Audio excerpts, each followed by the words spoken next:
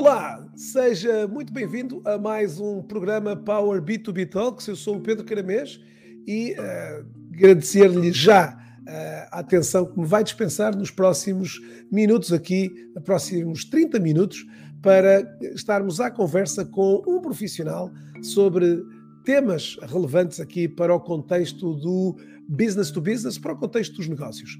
Nesse sentido, tenho, nestes últimos anos, convidado várias pessoas a sentarem-se no meu sofá digital e hoje não é, de alguma maneira, de estranhar a chegada aqui de mais um profissional que acredito acrescente e venha a acrescentar muito valor para si, que está aqui a assistir e que lhe peço desde já a primeira participação aqui nos comentários, indicando-nos de onde é que nos estão a ouvir. É verdade, esse é o primeiro desafio. Bom, ajudem-me aqui a dar as boas-vindas ao meu convidado de hoje, o Miguel Arroja. Miguel, muito obrigado por teres aceito aqui o grande desafio de te juntares aqui a mim e podermos conversar um pouco sobre estes grandes desafios que assolam as empresas em 2022. Obrigado pelo convite, Pedro. Um prazer estar aqui com toda a audiência aqui do Power B2B Talks.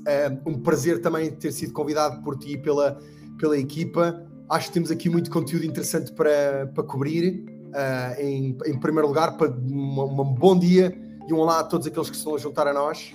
É verdade, queremos ouvir-vos aqui. Já temos aqui algumas pessoas também a darem aqui algum feedback. Para já quase toda a gente aqui de Lisboa, mas seguramente se vão juntar pessoas que entretanto também, Miguel, vão ouvir-nos se calhar um bocadinho já a posteriori, portanto, como é também normal nestes lives aqui que acontecem.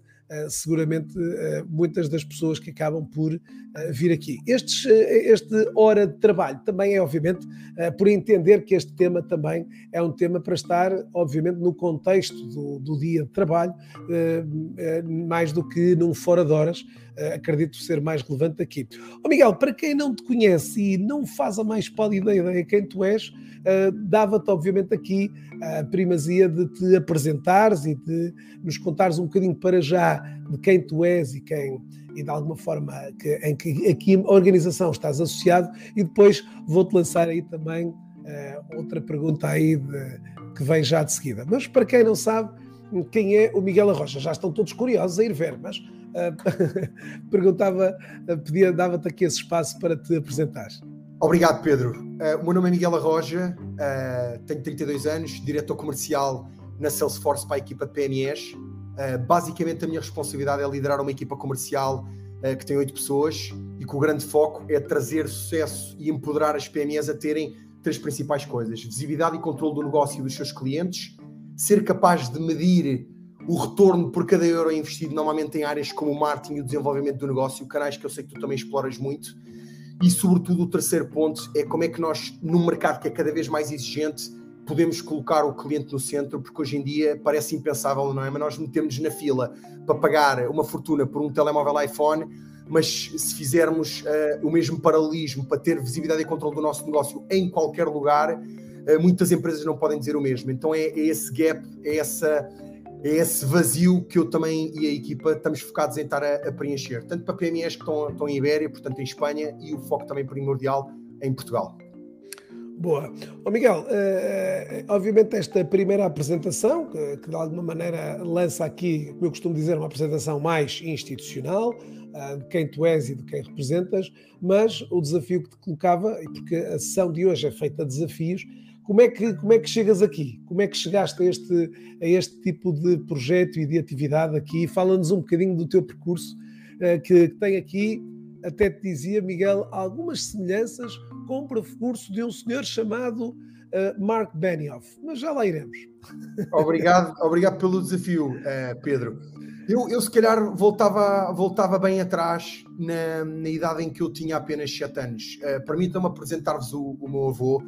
Mário, ele tinha uma pequena loja de retalho, vendia câmaras fotográficas. Isto era na altura em que não podíamos usar o telemóvel e as câmaras efetivamente as fotografias se faziam com as câmaras e não com os telefones. Era uma pequena loja, ele era uma pessoa de família, era um homem de família, era um vendedor, era um comercial, importava máquinas fotográficas da Alemanha e depois vendia-as em Portugal na sua pequena loja de retalho no bairro de Benfica, em Lisboa. Eu, como miúdo, na altura, os meus pais trabalhavam bastante, os miúdos tínhamos 3 meses de férias, que é uma coisa muito difícil para vários pais que nos devem estar a ouvir gerirem, e nesse sentido eles deixavam bastante tempo com os meus avós e eu muitas vezes acompanhava o meu avô na sua loja. E há um dia que entra a senhora Júlia, ela entra diretamente na loja, intempestiva, entra pelo meio da loja e diz: "Sou Mário, epá, já estive em 2 lojas à procura de máquinas fotográficas, preciso imenso de uma máquina fotográfica ideal para esta ocasião. Tentaram-me vender as máquinas pela funcionalidade A, B e C, eu não percebo nada do tema, eu quero uma máquina que me resolva o problema." E o meu avô, com a habilidade e a boa disposição que o caracterizava na altura, ele senta a senhora Júlia e, em vez de falar sobre máquinas fotográficas, eu fiquei a observar aquilo e foi uma aula de aprender como é que se entende a necessidade do cliente. E ele começou a perguntar: "Mas olha, conte-me o que é que se passou, como é que começou o seu dia, porque é que esta câmara fotográfica é importante para si, no sentido do que é que pretende atingir, que necessidade é que está à procura." E ele, no final, conseguiu 3 informações fulcrais. A primeira é que a dona Júlia queria casar a terceira das suas 3 filhas, e era a última filha que ela ia casar e levar ao altar, coisa que nos anos 90 era uma coisa bastante importante. O segundo tema é que ela já tinha estado em 2 lojas que tinham tentado vender máquinas fotográficas devido ao tema da funcionalidade, que era uma coisa que ela não estava à procura. E depois a terceira é que, isto foi uma coisa que eu vou descobrir mais adiante na conversa, a dona Júlia tinha falhado a fotografia durante o pôr do sol do segundo casamento da sua filha e para este terceiro queria uma máquina que tivesse o tempo de montagem mais rápido, que é para não falhar essa parte, porque o pôr do sol pode desaparecer em minutos e na altura as câmaras não funcionam, volto a dizer, não funcionam como funcionam hoje em dia, que é com um botão e está feito. A dona Júlia sai da loja com uma câmara comprada e o meu avô com uma câmara vendida, e eu, na minha ignorância dos meus 7 anos, olho para o meu avô, dou-lhe um toque no ombro e pergunto-lhe: "Oh avô, mas porquê investir tanto tempo se a dona Júlia só queria uma câmara?" E o meu avô olha assim de lado assim para mim e diz: "Miguel, a dona Júlia não estava à procura de uma câmara fotográfica, ela estava à procura de tirar uma fotografia perfeita para o casamento da última das suas 3 filhas. Isso é importante para a cliente, tem que ser importante para nós." Ele, na altura, não fez sentido nenhum para mim, não fez sentido nenhum para mim. Com 7 anos estavas longe. Não fez sentido nenhum para mim, mas teve um impacto profundo na minha vida e hoje em dia, a nível comercial, é um dos meus mantras: se é importante para o cliente, tem que ser importante para nós. E o que é muito curioso, se nós olharmos para a pesquisa da Forrester, 72% dos clientes em PMEs e nos que nós chamamos na gama média do mercado, aquilo que eles procuram é um comercial que ouça e que entenda o cliente. É muito mais importante perceber de cliente do que perceber de produto. E se calhar isso é uma intro que eu queria deixar e partilhar aqui com todos. Não, e é uma intro interessante que vamos voltar a ela, porque obviamente essas qualidades e características hoje são importantes de olharmos exatamente para algumas destas características e desafios também do comercial 2022, não é? Ou do profissional hoje que está de alguma forma e que tem que desenvolver algumas apetências que de alguma forma parecem um tanto às vezes até também retiradas do plano digamos, de importância, para colocarmos muitas das vezes à frente ferramentas e outro tipo de tecnologias, e que muitas das vezes a tecnologia pela tecnologia provavelmente não vai trazer aqui os resultados que se espera. Como eu costumo dizer, entregarmos uma ferramenta a um tolo, ele vai continuar tolo, não é? E essas competências são muito... Mas olha, Miguel, antes de irmos a essa componente, que ainda iríamos aqui, dizer que estes últimos dias, e quis fazer questão de o fazer, desde a nossa última conversa há uma semana, o Pedro Caramês leu a biografia toda do Mark Benioff, para quem não conhece, o CEO da Salesforce. E é um exercício que eu, de alguma forma, vou deixar aqui para todos. Vou, aliás, inclusivamente até mostrar aqui a imagem exatamente do livro, o Mark Benioff. O livro chama-se Trailblazer e é, de alguma forma, aqui um livro verdadeiramente inspiracional. E a parte mais engraçada, ouvir a tua história e ouvir a história dele, não é? Porque o Mark também foi fortissimamente influenciado por um avô, do qual ele, engraçado que ele dizia, de vez em quando desço à cidade, vou à estação de comboios ou de metro, ver a lápide onde lá está a referência às qualidades do meu avô, pronto, e por todo o impacto que o avô teve. Mas não foi só o avô que o impactou. Uma das coisas que te queria colocar aqui é exatamente um bocadinho aquilo que foi e serviu de inspiração ao Mark na criação da Salesforce. Não é? A Salesforce nasce da vontade e da necessidade neste caso aqui, do Mark, de resolver o problema que o pai empresário tinha. Não é? E, portanto, perceber que, de repente, este monstro da Salesforce veio porque o Mark, que acompanhava o pai, que tinha negócios em vários pontos da cidade e que passava, às vezes, as noites todas agarrado a papéis e a documentos, como é que eu posso ajudar o meu pai e pessoas como o meu pai a gerir melhores negócios? Nesse sentido vem a terceira pergunta, que é que problemas é que as empresas vos colocam? Não é? Porque eu quando vi esta parte disse, brutal, não é? Como é que... já tinha visto outros motivos, mas dentro deste mundo do Silicon Valley, destas grandes empresas, não tinha visto nenhuma. Outros houve com isto. O Facebook teve outras inspirações, o LinkedIn teve outras inspirações. Esta de ter vindo aqui de uma vontade de ajudar o pai foi claramente marcante.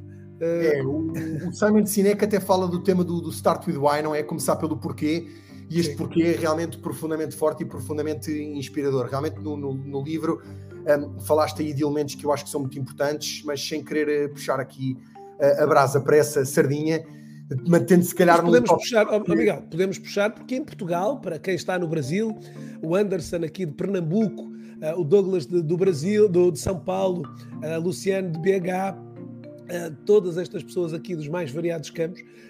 Olha, já agora perguntei aqui no chat, mas gostava que vocês deixassem aí nos comentários se tiveram algum membro da família ou alguma pessoa que vos inspirou profissionalmente. Deixem ficar aí a nota aqui no chat. Gostava de ouvir, nós os dois, eu e o Miguel, gostávamos de ouvir seguramente outras fontes de inspiração dentro do espaço, obviamente, de caracteres que vocês tenham disponíveis para responder, não é?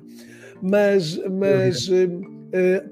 estava eu a dizer-te que portanto, fugimos um bocado aqui da linha, estava-te a perguntar, desculpa que agora eu acho que pegando na tua pergunta, Pedro, eu acho que a questão problemas que as empresas estão a lidar agora, eu acho que passámos por uma fase de profunda mudança, não é? O mundo é capaz de ter mudado mais nos últimos 2 anos do que deve ter mudado nos 5 a 7 anos anteriores. A pandemia trouxe profundas mudanças na forma como nós nos relacionamos com os clientes, na forma como nós nos relacionamos com os nossos parceiros de negócio, nas próprias expectativas até desse cliente. No outro dia falava com o CEO de uma PME portuguesa que está num plano de internacionalização e a crescer, e ele dizia que hoje em dia a experiência de cliente já não é definida apenas pelo concorrente que melhor estiver nesse setor, é influenciada por a imediatez e a rapidez com que uma Amazon entrega, a qualidade de um produto como é ter um iPhone da Apple, a capacidade que nós temos de encontrar o melhor alojamento através da Booking ou através da Hotels.com. Portanto, houve uma profunda digitalização de uma série de maneiras com a qual nós compramos e adquirimos bens e serviços. Agora as pessoas estão a marcar as suas férias que eventualmente há um ano esta parte não o estavam a poder fazer, e vemos uma profunda apetência para aquele consumo de vingança, não é? Ou seja, os euros que nós poupámos durante a pandemia porque estávamos obrigados a não fazer determinados gastos, agora estamos a vingar-nos, entre aspas, segundo as tendências que apontam. Há uma apetência fortíssima agora para voltar a viajar, basta passar por alguns dos aeroportos principais a nível europeu e mundial e vemos esse ambiente. Eu acho que há 3 grandes coisas que vale a pena destacar. A primeira é que as empresas que já tinham dado alguns passos no tema da digitalização tinham abraçado aquela ideia de que se não está no digital é como se não existisse. E houve empresas que entraram na pandemia e estavam mais preparadas para isso. E não tiveram, digamos, que parecia aquele meme que circulava nos nossos telemóveis no início da pandemia. O que é que motivou a transformação digital na minha empresa? O cliente, as exigências do mercado ou o Covid? E muita gente dizia que efetivamente tinha sido o Covid. E aí é quase o que nós chamamos de transformação digital obrigatória. Não havia alternativa. Outras empresas estavam mais preparadas e tinham-se dado conta, eu diria, de 2 coisas fundamentais. Primeiro, ter ferramentas para que os colaboradores possam fazer bom trabalho com menos recursos. Todos os empreendedores que nos estão aqui a ouvir e líderes de negócio, qual é o recurso mais caro que nós temos? É o tempo. Muito provavelmente é o tempo. Portanto, é um recurso que nós não conseguimos renovar. Há clientes que nos dizem, ok, o recurso mais importante são os nossos clientes, mas o que é que usamos para conseguir estes clientes? tempo, investimos tempo com eles para proteger essa relação. E um dos temas fundamentais que também ouvimos muito durante o tema da pandemia foi essa importância dessa retenção de cliente. Pode ficar, segundo estudos da Forrester, pode ficar 5 a 7 vezes mais caro, dependendo se o setor é B2B ou B2C, pode ficar 5 a 7 vezes mais caro adquirir um novo cliente versus reter o atual. E é muito importante ter capacitação, e não vou falar apenas de ferramentas, mas 3 coisas, que são pessoas, sistemas e processos. Como tu disseste, podemos dar uma ferramenta top a um tolo, mas se não o souber usar, o que é que vai verdadeiramente atingir? E é este trinómio de pessoas, sistemas e processos que cada vez mais vemos que faz a diferença. E as empresas tiveram estes 3 grandes desafios para resolver. Como é que eu consigo medir aquilo que pretendo melhorar e não usar o achómetro, ok? O segundo é fazer frente a um cliente que é cada vez mais exigente e que durante a pandemia houve categorias de gastos que desapareceram e outras que aumentaram. Quer dizer, eu recordo-me bem durante a pandemia a quantidade de motos da Glovo que víamos a circular era uma coisa como nunca tinha sido vista antes. É uma empresa que eu acho que é um exemplo a nível da capacidade que tem tanto de agilidade como de tempo de resposta. E depois podemos dar também o exemplo de outras retalhistas que começaram a explorar muito melhor o canal online e que foram capazes de dar resposta a isso. O setor do imobiliário, para terminar e te dar a palavra. O setor do imobiliário, eu sinto-me profundamente inspirado e podemos partilhar o caso da Quintela Penalva, o seu líder e fundador e managing director, o Carlos Penalva, recentemente esteve a partilhar num evento da Salesforce o seu testemunho e ele apostou profundamente na transformação da forma como as suas equipas trabalham, numa altura em que se calhar outros players do setor estavam a dizer mas a confiança na economia vai baixar, os imóveis podem não ser transacionados como antes. Quando temos confiança naquilo que estamos a fazer e o caminho é dar uma experiência do cliente que influencia os tais 80% de compra que é feito com base na experiência, nós depois vemos que houve líderes que tiveram a coragem de tomar essas decisões e que foram premiados por isso. Sim, aqui houve um pouco essas duas posturas, não é? Uma postura de vou meter a cabeça na areia à espera da normalidade, não é? Que a normalidade chegue, e quem tivesse aproveitado esse momento, alguns até para reinventarem o próprio negócio, mas acima de tudo para reinventarem, como tu acabaste de dizer, reinventarem, portanto, processos, aos quais também vieram aqui novos sistemas, mas também, em muitos dos casos, aqui uma importante clique nas pessoas, não é? Portanto, ou seja, houve aqui, e hoje, em alguns dos casos, não haver, como tu disseste aqui, esta noção clara desta transformação a 3 níveis, algo vai correr mal, não é? E, portanto, o que nós muitas das vezes sentimos, em alguns dos casos, os líderes e empresários muito focados em perceber, ok, temos aqui novos processos e novos sistemas a implementar, mas esquecendo-se que eram as pessoas, os agentes, os mobilizadores dessa operação, não é? E o contrário também. Muitas das vezes aqui um processo que começava nas pessoas e nesse mindset, mas que depois não acompanhava naquilo que tu foste falando, que foi uma mudança, digamos, gradual e impactante muito grande a todos B2B e B2C, de clientes que, como tu disseste muito bem, foi necessário as empresas também percepcionarem, no exemplo que tu mostraste e que tu acabaste por trazer aqui do teu avô, da percepção de, ok, será que eu sou capaz de perceber, bom, o cliente mudou radicalmente a forma como, e também mudou radicalmente, e portanto ao ponto de eu ter que entender aqui que meios é que eu tenho que, ou que lá está, mais uma vez, que sistemas é que eu tenho que implementar, que processos é que eu tenho que redefinir para que eventualmente eu consiga continuar a prestar o melhor serviço com a melhor qualidade possível ao meu cliente. Miguel, nesse sentido estava-te a dizer, portanto, achas que estes problemas vieram exatamente, foram-vos colocados esses problemas a estes 3 níveis, não é? Portanto, ou seja, Miguel, como é que eu consigo, e este é um problema que já não é de agora, não é? Como é que eu consigo, voltando se quisermos até pegar nestes 3 pilares, Miguel, como é que eu consigo trabalhar as minhas pessoas na adoção de novos processos e na adoção de novos sistemas? Assim de uma forma... Aí está a pergunta do $1 milhão, Pedro, não é? Aí eu acho que também no trabalho que tu tens trabalhado e que eu tenho vindo a seguir com admiração, porque é uma batalha. Recordo-me do LinkedIn não ser minimamente falado em Portugal e tu já estavas a tentar dinamizar um tema que é o que é que estamos a falar? Estamos a falar, eu até gosto de dar esse exemplo porque até alguns clientes com os quais já tu trabalhaste e que me partilharam esse testemunho, trata-se de não apenas indoctrinar e dinamizar uma equipa, mas sim de a mobilizar e alertar para que há um canal que podem não estar a explorar no qual os clientes podem estar e onde estão muito propensos de receber essa mensagem, de captar essa mensagem, porque não é apenas receber, porque vivemos num attention economy, numa economia em que é cada vez mais difícil reter a atenção das pessoas. Quem é que, desde que começou este live, não pegou no telemóvel? Quem é que não foi abrir o e-mail? Quem é que não tem várias janelas abertas em simultâneo? Portanto, aqui, a pergunta que tu falas do tema da adoção tem a ver com 3 questões fundamentais. A primeira é nesta questão de toda a gente tem vontade de mudar, se nós perguntarmos, mas quem é que quer fazer mudança? Efetivamente, já muita gente baixa o braço, porque é preciso ter uma propensão para levar as coisas para a frente e alterar aquela maneira as 3 palavras mais perigosas da língua portuguesa que é o sempre fizemos assim, não é? Abandonar o status quo, aquele cobertor confortável numa noite fria de inverno, em frente à lareira, e estar preparado para desbravar esse caminho. A segunda parte, como tu falaste, para ter adoção da parte das pessoas é preciso mobilizá-las no sentido de para onde é que nós estamos a caminhar e porque é que aquilo que estamos a fazer nos vai permitir chegar lá em melhores condições, com relações mais fortes com os clientes e, sobretudo, com relações que cada vez mais são baseadas na confiança. Porque hoje em dia as empresas que apostam na transação rapidamente estão a ser postas de lado, porque a economia pode rapidamente ser comoditizada, existe quase sempre alguém que consegue fazer mais barato. Portanto, uma das apostas no tema da diferenciação e que várias empresas estão a apostar e que nós estamos a ver isso cada vez mais, são avaliações 360 da empresa, que não é apenas que sistemas é que nós temos, que pessoas é que temos, que processos, mas sim qual foi a última vez que formámos estas pessoas, qual é que foi a última vez que trouxemos alguém de fora, porque, entre aspas, santos de casa não fazem milagres e temos uma pessoa de fora a vir partilhar esse conhecimento.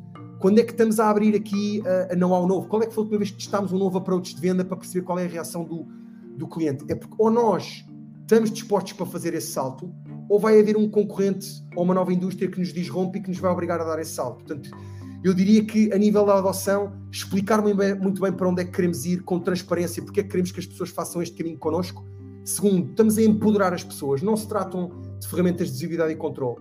Tratam-se de ferramentas, e eu aqui vejo tenho o privilégio de trabalhar com muitos líderes empreendedores, que a primeira coisa que fazem são ações de sensibilização com as suas equipas, pôr os sistemas de incentivos alinhados com quem utiliza melhor os sistemas para termos melhor visibilidade e controle do negócio.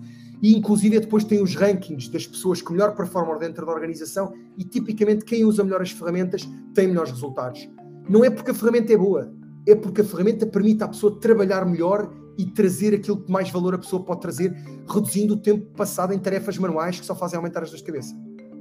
Não, totalmente, subscrevo totalmente e é como digo, é um desafio gigantesco este de alguma forma de mobilizar. Tu falaste muito bem que há aqui muitas das vezes, se há um desafio que muitas das vezes o colaborador não sente tanto na pele, porque se nós enquanto negócio estamos a vender menos, a responsabilidade não recai sobre mim. De alguma forma, às vezes há um querer aliar-se da responsabilidade, mas por outro lado, quando também este profissional sente que poderá estar em jogo a sua sobrevivência enquanto profissional, estas competências de facto ganham todos os dias e todos os anos avanços muito significativos que fazem com que um profissional que há uns anos atrás estava consciente e capacitado para utilizar as mais variadas ferramentas e metodologias tenha perdido hoje. Portanto, há depois aqui quase com um fator de seleção natural que o faz muitas das vezes sair fora de jogo, não é? E quando o profissional entende que a empresa também está a valorizá-lo enquanto profissional, não é? Acaba por de alguma forma compreender que há aqui uma jornada em que os dois irão ser claramente vencedores. As empresas hoje percebem que, como tu também dizias, há bocado falavas ali na questão da retenção, mas também por cada euro que investimos num colaborador, provavelmente poderemos aqui ganhar muito mais com esse investimento, não é? De alguma forma, e é aqui uma responsabilidade que eu diria a meias entre aquilo que é a responsabilidade da empresa enquanto capacitadora dos seus ativos, mas também do próprio ativo em se ele próprio capacitar, não é? E hoje, se calhar, temos aqui um número bem acima das mais de 50 pessoas aqui a assistir em simultâneo e elas sentem exatamente que há aqui uma responsabilidade que está mediada entre estes dois.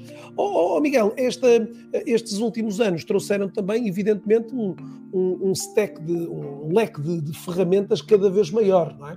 Tens números para apontar aqui ou seja, hoje um profissional poderá eventualmente fazer uso de um leque cada vez mais alargado e uma caixa de ferramentas cada vez mais alargado. Sentes um bocadinho, há números para indicar isso e de que forma é que eles são capazes de hoje de fazer um uso inteligente destas ferramentas, exatamente para todo um conjunto de propósitos, digamos assim, nesta relação que tu, neste desenvolvimento da confiança, nesta capacidade de escuta, nesta capacidade de, no fundo aqui, de conseguir estar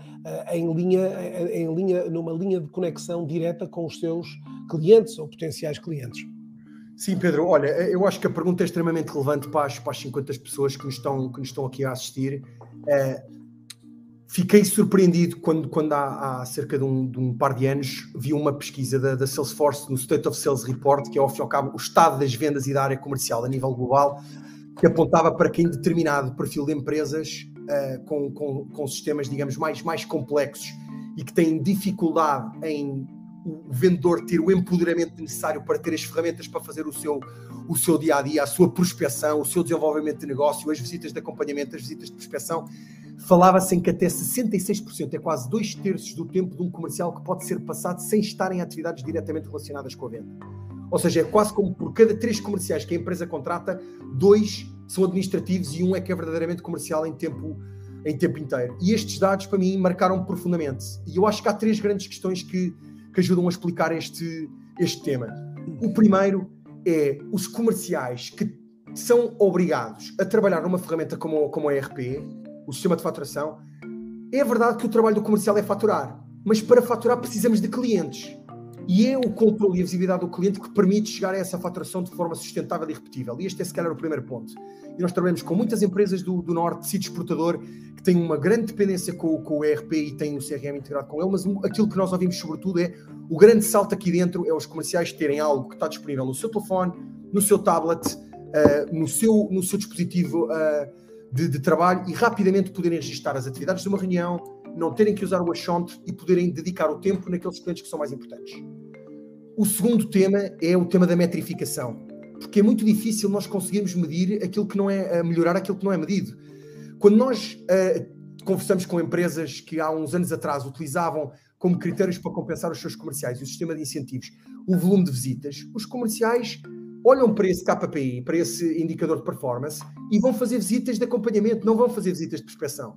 E depois começamos a ter comerciais que têm um perfil muito mais farmer do que um profissional muito menos tipo caçador ou hunter. E aqui o que é que nós vamos estar a criar? São determinados vícios na organização em que os incentivos guiam o comportamento que muitas vezes pode não ser aquele que está mais ligado com os objetivos da empresa. Portanto, chamar aqui se calhar só 2 pontos de atenção. Segundo um estudo que foi desenvolvido, este creio que é da Forrester, se eu não tiver em erro, mas também existe pesquisa da Gartner, os empreendedores numa PME podem ter as suas pessoas a trabalhar, todos os departamentos, vendas, marketing e apoio ao cliente, em trabalhar com uma média de 15 a 21 ferramentas. Isto é uma dor de cabeça porque os dados podem não estar limpos. E o Paulo e a Paula, pegando em 2 exemplos, podem ser um cliente duplicado por vários destes canais e estas ferramentas.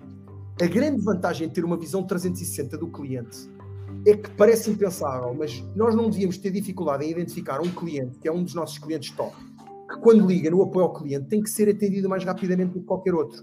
Não quer dizer que os outros possam esperar muito tempo, quer dizer que este é o perfil do cliente que tem que esperar menos.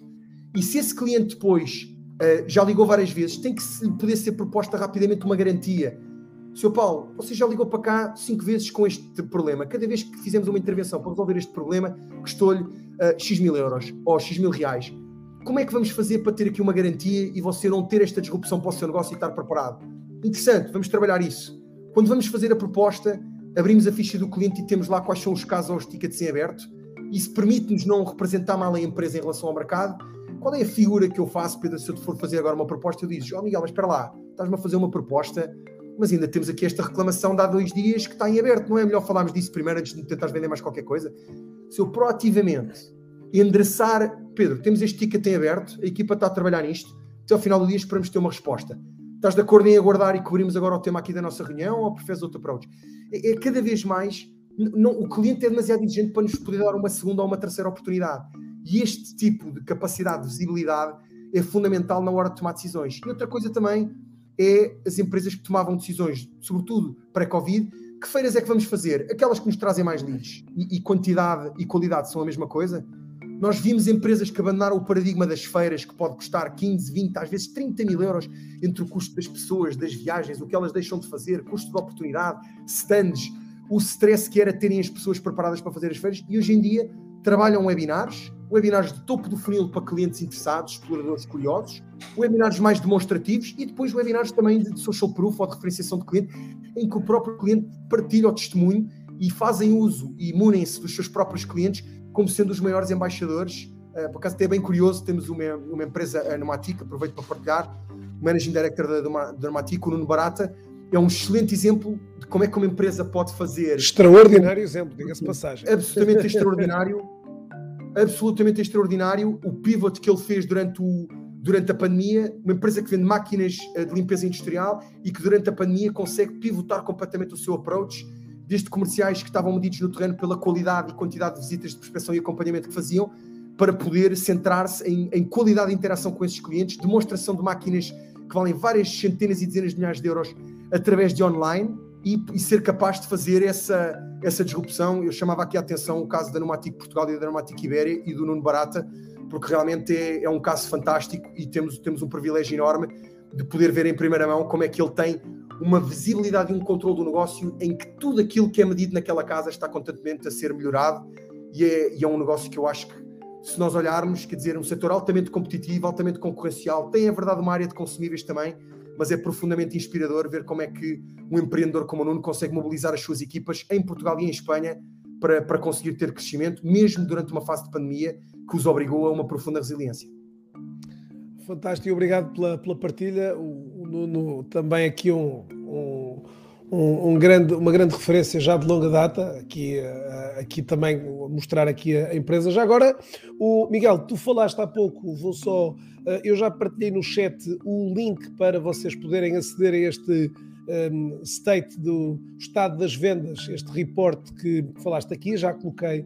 É um documento que está muito interessante, muito fácil de leitura também, e já agora falar-vos também do estado das vendas também do próprio LinkedIn, um report que também é colocado anualmente. Eu vou colocá-lo também aqui no chat para que vocês possam também aceder aqui e conhecer um bocadinho também algumas dessas características. Aliás, no caso deste estado das vendas, o LinkedIn lança até curiosamente algumas das tendências aqui do futuro das vendas que, reparem, de alguma maneira mostra muito daquilo que é a virtualização da venda, não é? Portanto, num dos tópicos aqui também reforçados aqui, as componentes também.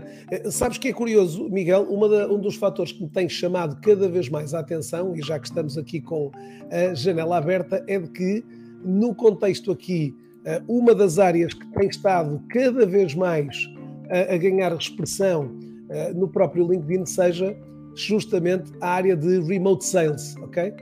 Uma área que, a nível mundial, ganha aqui, ou começa a ganhar aqui, uma expressão muito interessante, com 23 mil vagas para a área do remote sales, não é? Portanto, de termos aqui um contexto que aparece exatamente um pouco nesta nova linha que estamos aqui a falar, de um novo approach das organizações aqui, num modelo tão híbrido, tão misto. Tu também já acabaste por partilhar aqui.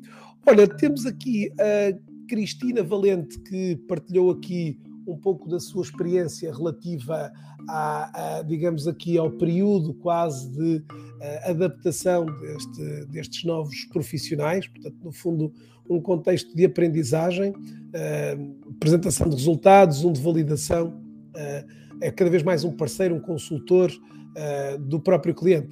Exatamente aqui, como tu dizias, aliás, e o exemplo que falaste do teu avô, de alguma forma continua neste momento, se calhar mais do que nunca, a ser aqui o grande driver de diferenciação, não é? Portanto, o grande modelo aqui. Agora, mudar as pessoas, e mais uma vez aqui no LinkedIn vai-se sentir muito isso, mudar o chip às pessoas para torná-las aqui. Sabes que uma coisa curiosa que eu vi, esta mudança de chip, também foi uma partilha que vi do livro do Mark Benioff, dele, de alguma forma, ter colocado também na empresa aquela quase regra do 111, não é? Aquela metodologia do 111, portanto, trazendo aqui alocando, portanto, fazendo aqui o 1% do produto, 1% do tempo dos colaboradores e 1% dos ganhos da empresa para entregar à comunidade este social good, que de certa forma, onde ele acreditava muito que isso mostrá-los-ia como e mostraria à empresa digamos, uma capacidade de podermos, no fundo, ajudar os empresários, e lá está, fazendo jus àquilo que motivou o crescimento da empresa, não é? Portanto, um contexto muito engraçado. Agora, como digo, é uma mudança de paradigma muito, muito significativa que vamos continuar a assistir. Agora, uma das coisas que eu noto muitas das vezes, Miguel, que é muitas das vezes este desafio enorme que é a empresa dizer: Miguel, mas nós já formamos a malta a fazer isto, e aparece ali uma barreira entre a formação. Eu às vezes digo, então, ultimamente tenho dito muito, quer dizer, a formação, portanto, ok, o recebermos teoria é formação, mas quer dizer, ela pouco vai valer se nós não a conseguirmos colocar. Achas que o que é que às vezes falta para esse clique final? Quer dizer, de repente, a equipa está capacitada, a equipa está consciente. O que é que retrai esse profissional?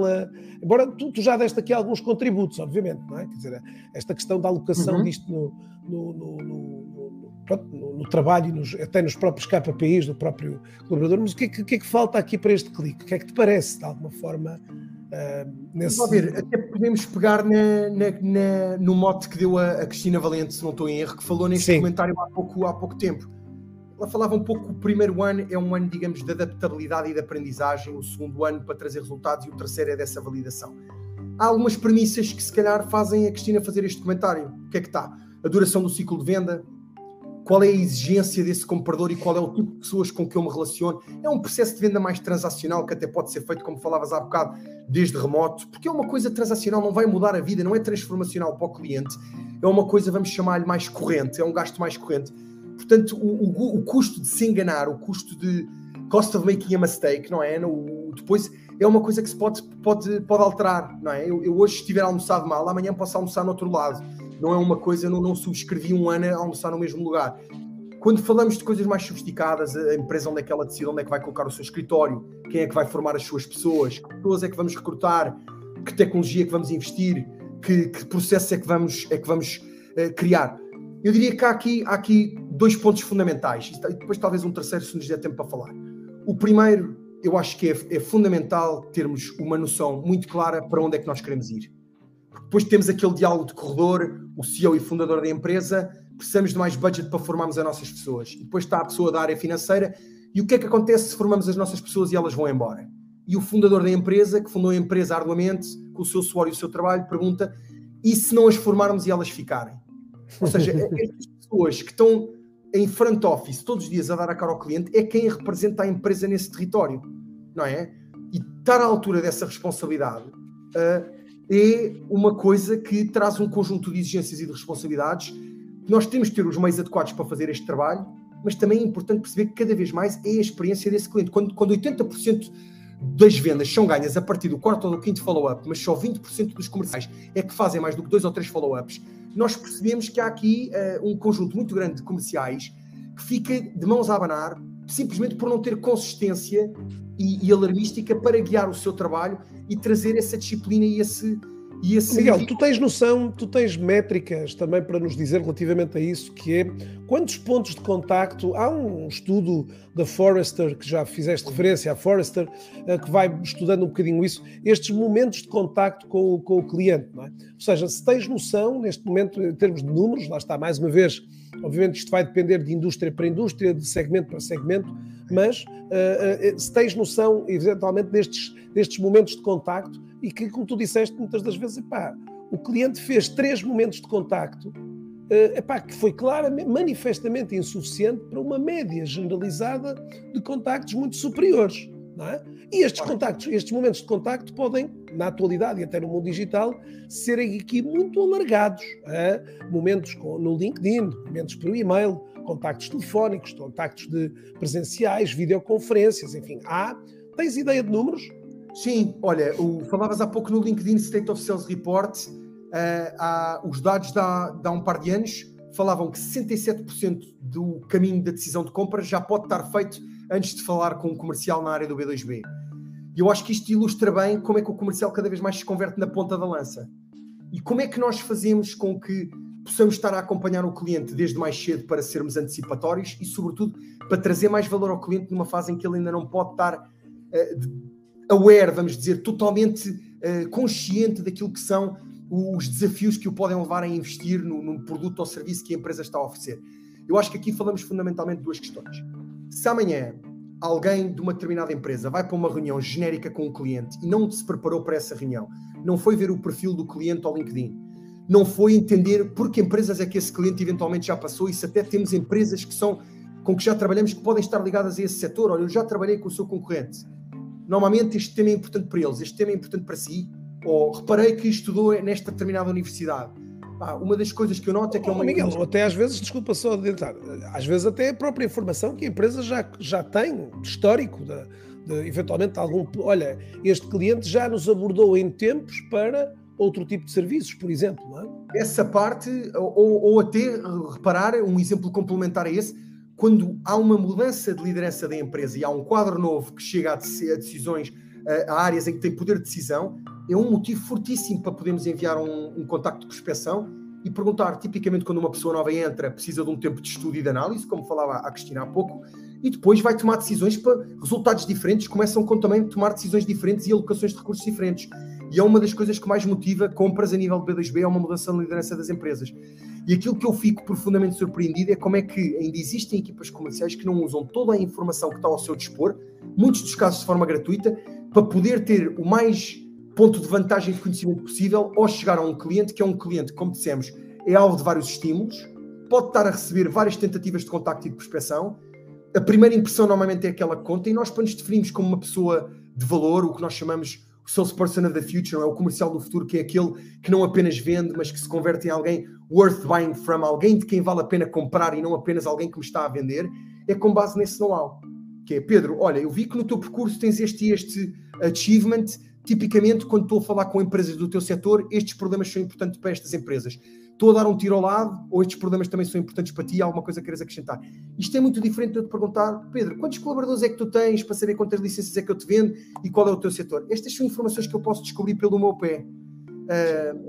Sim, perguntar à empresa não vais qualificar grande coisa, não é? Ora, vais qualificar grande coisa. Sem dúvida. Acho que cada vez mais é colocarmos-nos à frente dos nossos potenciais clientes como sendo alguém que os ajuda consultativamente a pensar sobre o seu negócio e a tomar decisões diferentes, que podem terminar com comprar o nosso produto ou serviço ou outro, mas que nos vão definir como pessoas no mercado de quem vale a pena comprar e não apenas pessoas que estamos focadas em vender. E isso depois nota-se nos números das empresas. Falávamos de parte numérica, percentagem dos negócios que chegam através de referenciação, percentagem dos negócios que não são perdidos em fase de proposta, porque quando chegamos à fase de proposta já criamos o que se chama uma preferência e tudo o resto constante, vamos ser a empresa que está mais preparada para ganhar um negócio por essa preferência que criamos, a qualidade e o rigor do follow-up.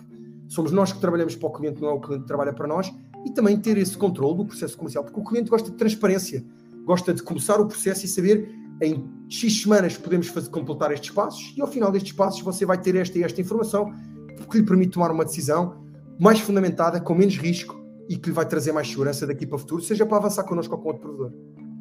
Miguel, isso de alguma forma, não só isso é importante para o cliente, como também é importante para a própria empresa identificar todos estes touching points e perceber muitas das vezes em que fase destes touching points é que houve efetivamente aqui, ou que possam existir aqui pontos de melhoria, lá está, nesta afinação dos processos que há pouco falávamos, não é? Quer dizer, sem muitas das vezes um conhecimento desta jornada toda do cliente, não é? De alguma forma nós somos incapazes de percepcionar onde é que efetivamente, se o processo está na fase de qualificação inicial, se o processo está na fase de proposta, na fase de negociação, enfim, quais as diferentes etapas que de certa maneira, e em algumas das situações onde vamos também vendo aqui o time to buy, no caso do B2B, achas que durante este percurso deste período de transformação que assistimos nestes 2 anos, esse time to buy aumentou ou encurtou na tua percepção? É uma boa pergunta, Pedro. Varia consoante o setor. Determinados gastos foram obrigados a ser feitos mais rapidamente. Gastos, sobretudo, sobre decisões de tecnologia, gastos para adotar as equipas de ferramentas digitais. Vimos, por exemplo, o crescimento de empresas como a Zoom, que durante a pandemia teve um crescimento estonteante, exatamente porque tivemos de fazer as coisas neste formato em que tu e eu estamos a conversar agora. O próprio negócio da formação e do education teve fortemente de apostar em digitalizar-se, porque o formato de ensino e de formação presencial pura e simplesmente deixou de existir. Portanto, isso foram gastos que foram acelerados pela força da pandemia. E depois tivemos gastos que foram postos on hold, até pelo impacto que houve a nível das cadeias de abastecimento, o tema de componentes e a nível operacional, custos das matérias-primas a aumentarem, clientes a terem mais dificuldade em terem a mercadoria que precisam para ter o seu supply chain, a sua cadeia de abastecimento a funcionar como devem. Companhias que internalizaram coisas que antes tinham em outsourcing, porque perceberam que isso era crítico para o delivery do seu modelo e para os tempos de resposta que querem ter com o cliente. Portanto, o time to buy, esse tempo para a decisão de compra, ele foi reduzido em determinados setores. Foi reduzido dos dois lados até, foi reduzido dos dois lados, quer do comprador, quer do prestador desse serviço, ou desse produto, exatamente para procurar satisfazer exatamente os dois lados. Quer dizer, o cliente, a empresa teve que agilizar um conjunto de contextos, e do lado do cliente também uma vontade muito mais rápida de alguma maneira, e lá está também, se calhar, digo eu, os centros de decisão também se tornaram mais sensíveis a esta componente digital, e no fundo também eles próprios foram também acelerando todo o processo de recolha de informação, exatamente para deliberar e para tomar decisões, e portanto são obviamente aqui, tudo que nós fomos aqui falando, temáticas que acreditamos muito que de certa forma serão temas importantes para quem nos está aqui a assistir, e espero que de alguma forma esta conversa aqui minha e do Miguel tenha-lhe trazido aqui alguns highlights aqui importantes para rever, ou para reestruturar, ou para redefinir, ou para reforçar, no fundo, também a sua estratégia comercial aqui para esta fase seguinte. Achas que esta segunda parte do ano, o que é que te parece que possam surgir aqui do ponto de vista de desafios? Enfim, temos também, pronto, no fundo esta segunda parte traz aqui já o contexto que tivemos aqui, o contexto da política internacional que temos. Achas que há aqui um conjunto de desafios que também vão continuar a deixar toda a gente um bocadinho, enfim, meia atormentada aqui com as suas... Pronto, queria no fundo nesta última pergunta também, de alguma forma, como a última pergunta da nossa conversa, que já de repente voou quase por uma hora, mas pronto, vai. O tempo voa quando nos estamos a divertir e a passar um bom momento. É verdade. A tua pergunta, Pedro, para as pessoas que nos estão a ouvir, que há pouco eram 50, vamos lá ver. O recurso mais caro que todos tivemos na primeira metade do ano foi o tempo. E agora, nesta segunda metade do ano, eu faria uma segmentação desta resposta. Não é apenas o tempo, mas é também a energia. E eu acho que nós vamos ver fundamentalmente dois tipos de empresas. As empresas que vão olhar para fora daquilo que são os controláveis do seu horizonte e vão pensar em incerteza na economia, a subida da inflação, o tema das taxas de juro, incerteza nos mercados, e que vão ficar a pensar, com todo este clima, oh meu Deus, o que é que eu faço? E depois vão haver as outras empresas que se vão focar internamente naquilo que podem fazer e em controlar esses controláveis, e que vão ficar a olhar e vão-se fazer duas grandes perguntas. Quais é que foram os meus resultados nesta primeira metade do ano? Se esta primeira metade do ano trouxe resultados positivos, é a altura de potencialmente fazer investimentos que reforcem esta posição. Se esta primeira metade do ano não trouxe os resultados pretendidos, pode ser necessário fazer alterações, porque é com resultados diferentes surgem com fazermos ações diferentes. E há empresas que vão apostar mais em formação, em ter as suas pessoas capacitadas para atacarem com força a sua segunda metade do ano, depois de irem para as suas férias de verão, para os que nos ouvem desde Portugal, de inverno, para os que nos ouvem desde o Brasil, e sobretudo a nível de processos. Como é que nós podemos garantir que no mundo em que estamos a recuperar de pandemia, eu recordo aqui uma conversa que estava a ter com o fundador de uma PME há coisa de 2 semanas, e ele me dizia: os meus comerciais não vão ser aqueles que vendem mais este ano, mas vão ser aqueles que vendem melhor. Porque todos os clientes que estão a fazer projetos estratégicos connosco, que estão a ser visitados pelo menos 2 vezes, uma ao início para construir e ganhar confiança e visitar a empresa, quais são a cultura e os valores que eles têm escritos na parede, o que é importante para eles, mais pessoas que possamos conhecer dentro desse negócio, e depois na parte tipicamente da apresentação da proposta e pré-resolução de problemas e digamos, o colaborativismo em resolver preocupações. E nesta empresa aquilo que eles tinham muito claro é o comercial que vai vender melhor agora é aquele que vai fazer este acompanhamento do cliente para aquilo que é estratégico e para aquilo que é transacional. A sua unidade de Inside Sales, como dizias há bocado, trabalhando remotamente, trata daquelas orders mais transacionais e mais recorrentes, que já é um cliente, digamos, de repetição, já não é uma coisa, já comprou, é uma questão de renovação, não é uma coisa sofisticada, não tem risco, portanto é muito mais simples estar a tratar desde o telefone, e até o cliente prefere, porque é mais prático para eles. E as empresas, ao entenderem profundamente o que é que o seu cliente está à procura, fazem este tipo de perguntas. Onde é que nós estamos a falhar e como é que vos podemos servir melhor? E o que é que eu teria de fazer diferente enquanto empresa para vocês se sentirem confortáveis em recomendar-me uma potencial empresa com quem eu possa falar, porque continua a não existir melhor comercial do que um cliente satisfeito e pedir essa referenciação. Miguel, brutal, meu Deus. Se gostou desta sessão, deixa aí os comentários para dar boa energia ao Miguel. Vá, por favor. E a mim, já agora também, vá, dar-nos boa energia. O Miguel é muito fácil de encontrar, não há muitos Miguel Arroja, ele está mencionado neste live, portanto facilmente vocês vão encontrar aqui os caminhos até ao Miguel para poderem aqui contactá-lo, poderem acompanhar aqui algumas das suas atividades, que também vai colocando aqui alguns destas... repararam que nós hoje praticamente não falamos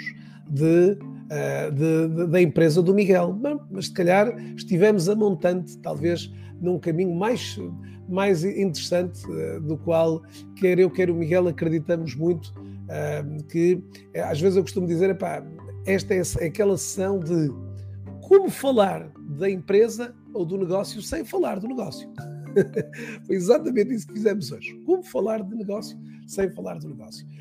E, portanto, é muito fácil de encontrarem aqui, também é fácil de poderem encontrar aqui, mas preparem-se, levem o cinto para o enorme mundo dos Trailblazers, a expressão aqui dos grandes, bom, não só os colaboradores Salesforce, mas toda uma comunidade de colaboradores.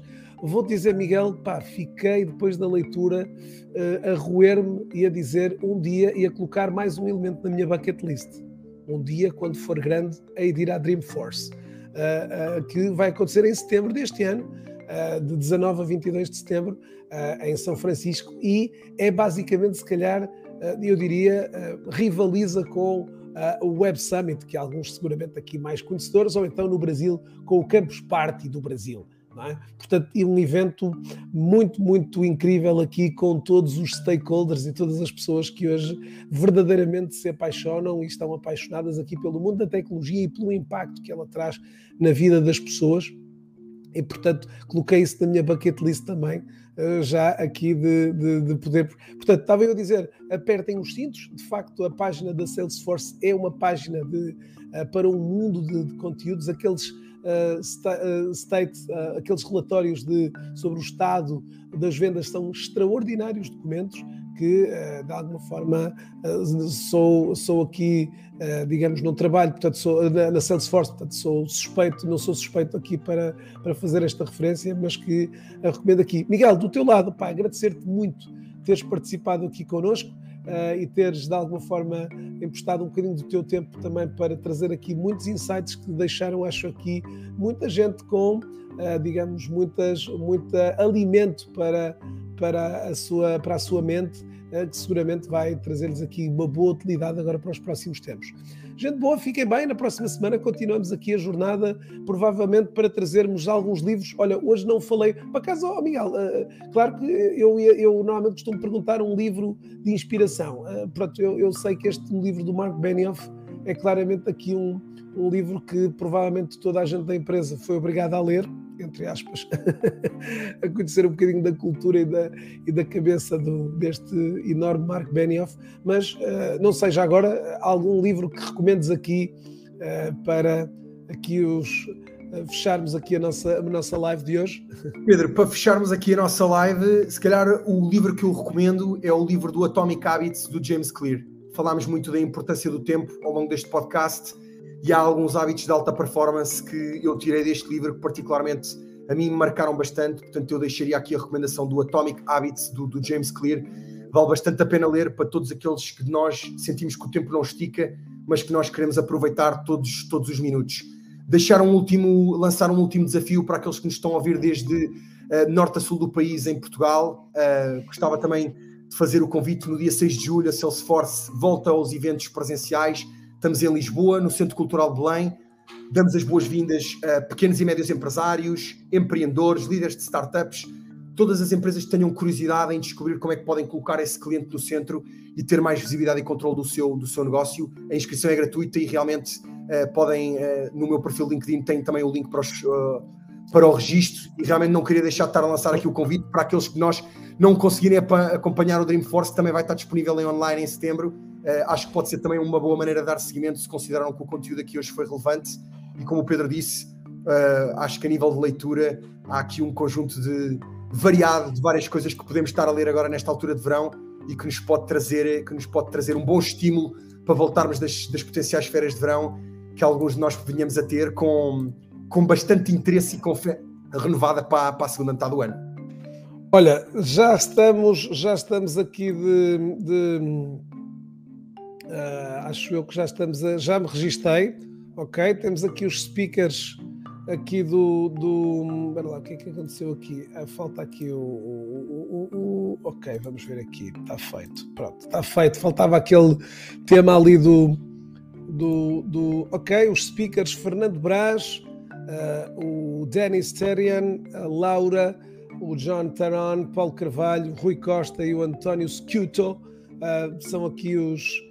portanto, já está o link no chat para que vocês possam aqui também captar. Gente boa, um excelente feriado para todos os que vão amanhã descansar um bocadinho. Aí no Brasil provavelmente não é feriado, mas agradecer muito a sua participação também.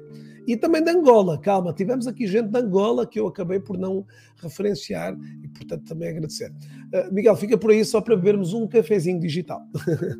Tudo bom, até mais. Obrigado.